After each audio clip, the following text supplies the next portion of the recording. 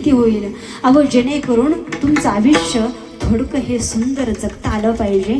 माणसाला जगण्यापेक्षा माणसाला वागता आलं पाहिजे का हो.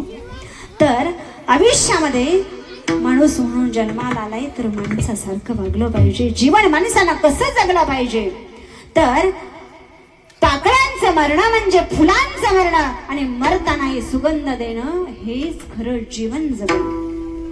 रात्रीनंतर उगवते म्हणून ती पहाट असते आणि वळणाची असते म्हणून ती वाट असते. भरते होती उठते म्हणून तो समुद्र असतो आणि क्षणाक्षणाला रंग बदलतं म्हणून ते जीवन असतं. ते जीवन कसं जगायचं बाबांनो हे तुमच्या हातात आहे. हसत हसत जीवन जगायचं का रडत रडत जीवन जगायचं हे कोणाच्या हातात आहे. हे आपल्या हातात आहे. काटा बनवून दुसऱ्यांना टोचायचं की फूल बनवून दुसऱ्याला सुगंध द्यायचा हे कोणाच्या हातात आहे. हे आपल्या हातात आहे बाबांनो. आयुष्यात येऊन नाही तुम्हाला बाकी गोष्टी कळाल्या तरी चालेल पण आयुष्यात येऊन फक्त आपल्याला जन्म देणारे आई बाप कळले ना तरी तुमचा परमार्थ सफल झाला. तुमचं जीवन वागणं बोलणं सुद्धा काय झालं तर सफल झालं. कसं काय तर महाराज म्हणतात की बऱ्याच लोकांना देव कळला पण आपल्या घरातले आई वडील कळाले नाही. मदर्स डे म्हणून प्रत्येक माणसं प्रत्येक पोरं प्रत्येक मुली आपल्या आईचा फोटो स्टेटसला ठेवतात. मग मदर्स डे साजरा करताय तर त्या वृद्धाश्रमामध्ये कोणाची आई आहे तू. त्या वृद्धाश्रमामध्ये असणारी राहणारी आई कोणाची तरी आईच आहे ना. मग त्या वृद्धाश्रमामध्ये आई गेल्या कुठल्या. आपण मदर्स डेचे जर फोटो लावत असतो अहो ज्याच्या आयुष्यातून बाप गेलाय का त्याला विचारा बापाची किंमत काय असते ती. ज्याच्या आयुष्यात आई नाही का त्याला विचारा आईची किंमत काय असते ती. असल्यावर माणसं कळत नाही तो आणि नसल्यावरती माणसं मिळतही नाहीत. आज आमच्या सोन्याला भैयाला विचारलं काकाला आवाज दे रे. कारण प्रत्येक माणसाला फोटो जाण्याच्या अगोदर प्रेम करून घ्या. बिनगुन घ्या. मांडीवरती झोपून घ्या आई बापाच्या. कारण ते आई बाप तुम्हाला पाहिजे जरी म्हणलं ना परत ते बघायला सुद्धा येत नाही. त्याला आग मारून घ्या मिठी मारून घ्या पांडीवरती झोपून घ्या.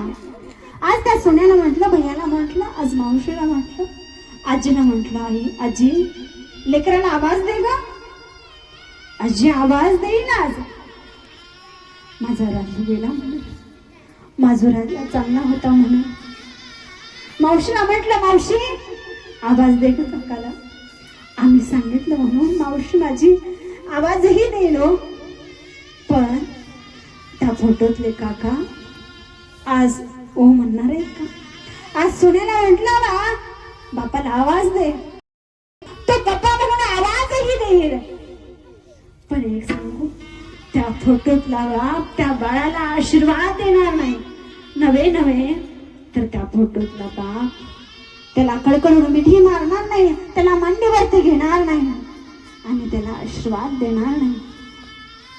मला सांगायचंय काय माणूस गेल्यानंतर कळतो. ह्या महाराष्ट्रामध्ये मरावं लागतं तेव्हा माणूस चांगलाही म्हणत असतात. घरातले आई वडील आपल्याला कधीही कळालेत. आपण काम करतो आपण संपत्ती कमवतो. मला वाटतं संपत्ती कमवण्यापेक्षा संतती चांगली कमवा. तुमचा कोणताही वाईट प्रसंग येऊ द्या त्या प्रसंगामध्ये आपल्या बरोबर आपलं लेकरू असावं. आपल्या बरोबर आपली आई असावी. मग ते सुखाचं असू द्या किंवा दुःखाचं असू द्या. ज्याचा म्हणतात ना ज्याला डोळे नाहीत का त्याला विचारा डोळ्याची किंमत काय असते. ज्याला हात नाहीत का त्याला विचारा हाताची किंमत काय असते. ज्याला पाय नाहीत का त्याला विचारा पायाची किंमत काय असते. आणि ज्याला बाप नाही का त्याला विचारा बापाची किंमत काय असते. आज 1 वर्ष झालं जाऊन आल्यानंतर तो बाप आवाज देत नाही बाळा जेवलास का बाळा कुठेस म्हणून त्या पोरांना आज वर्ष झालं फोन येत नाही. आई तुझी तब्येत बरी आहे का ग म्हणून विचारणारा आज मुलगा त्या आईच्या आयुष्यामध्ये जिवंत नाही. कोणाच्या तरी वाईट संगतीत लागायचं आणि आपलं होत्याचं नव्हतं करायचं. मला सांगू द्या आयुष्य असं जगा की त्या आई बाबानं आनंदानं आपल्या लेकराकडे बघत बघत डोळे जागावे. घरामध्ये अशी अनेक बरीच माणसं आहेत, बरीच म्हातारी माणसं आहेत, ती आजही रडतात. त्या लेकरानं करता त्या आई बाबानं काय केलं नाही. आज जशी आपली आई आहे का तशी सासू म्हणून सांभाळावं. आज माझ्या परिवारातल्या किंवा माझ्या समाजातल्या काही सुना आल्या असतील, काही लेकी आल्या असतील. लेकींना हे सांगणं आहे, जसं तुम्ही आईवरती प्रेम करता का तसंच तुम्ही तुमच्या सासूवरती प्रेम करा. कारण जशी वागणूक तुम्ही सासूला देताय का तशीच वागणूक तुमच्या आईला भेटत असते. जसं तुम्ही प्रेम आपल्या बापावरती करता का तसंच प्रेम तुम्ही तुमच्या सासऱ्यावरतीही करा. तुमच्या आई बाबाला कधीच काही कमी पडणार नाही. कारण नांदायला येणारी सून ही बाहेर गावाहून आलेली असते, बाहेर समाजातून आलेली असते. मग मला सांगायचं एक आहे, गेल्यानंतर माणसं भेटत नसतात, गेल्यानंतर माणसं बोलत नसतात, गेल्यानंतर माणसं आशीर्वाद देत नसतात. मग फुटत जाण्याच्या अगोदर माणसाने एकमेकावरती प्रेम केलं पाहिजे, एकमेकासाठी जगलं पाहिजे. कारण एका घरातला बाप जर जिवंत असू द्या, मी सांगू, एक वेळेस तुमचा बाप बहिरा असू द्या चालेल, एक वेळेस तुमचा बाप आंधळा असला तरी चालेल, एक वेळेस तुमचा बाप पांगळा असला तरी चालेल. नवे तर सगळ्यांची माफी मागून एक वाक्य बोलते, तुमचा बाप दारू पिणारा असला तरी चालेल, पण आयुष्यात बाप असणं खूप महत्वाचं आहे.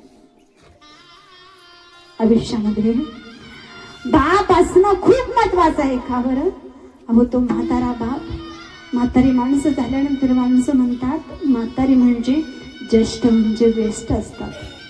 ज्येष्ठ म्हणजे वेस्ट नसतात, तर ज्येष्ठ म्हणजे सगळ्यात श्रेष्ठ असतात. त्या गावात श्रेष्ठ आहेत, भावात श्रेष्ठ आहेत, देवात सुद्धा ती श्रेष्ठच आहेत. अहो ती श्रेष्ठ म्हणजे